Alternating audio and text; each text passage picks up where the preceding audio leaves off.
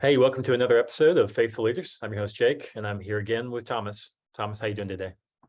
I'm doing great. Just working with the CEO who had a leader, Sarah, in charge of an engineering team.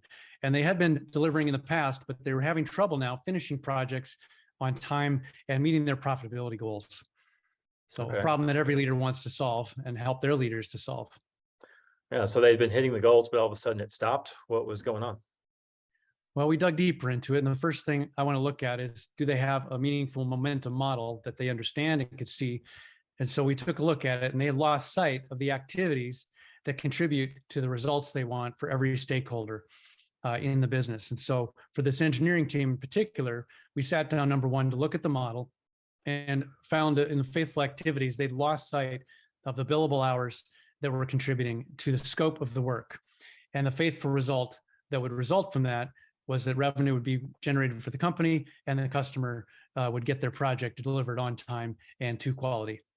Gotcha. Okay. So how did you figure out it was the billable hours that were the issue there? Well, sometimes that's tough. They had a dashboard that had all kinds of measures on it, and they looked great, but the billable hours was a little soft. Further, we discovered when we start asking about it, what's the thing that correlates the most with the work? Well, getting the billable work done that contributes to scope. So we asked, well, is the billable work contributing to the scope? And found that they had introduced all kinds of meetings in and additional work with the clients that weren't really necessary, but that over time, at the client's request or other things that crept in, it just contributed to project load and a lack of focus.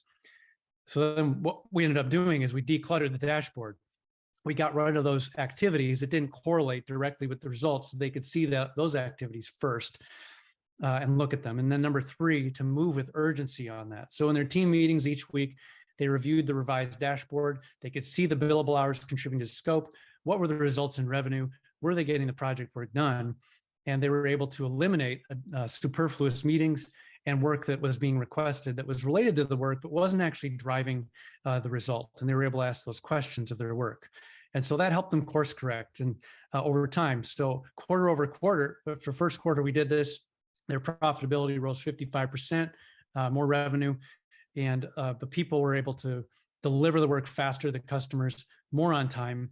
And even better, the staff were able to do their work more joyfully. And those Christians on the team could give thanks to God because the CEO had set that culture, and they were able to talk about that and their joy in the Lord and the work and having peace in the work. So it was a great output for the team and just a real quick turnaround quarter over quarter.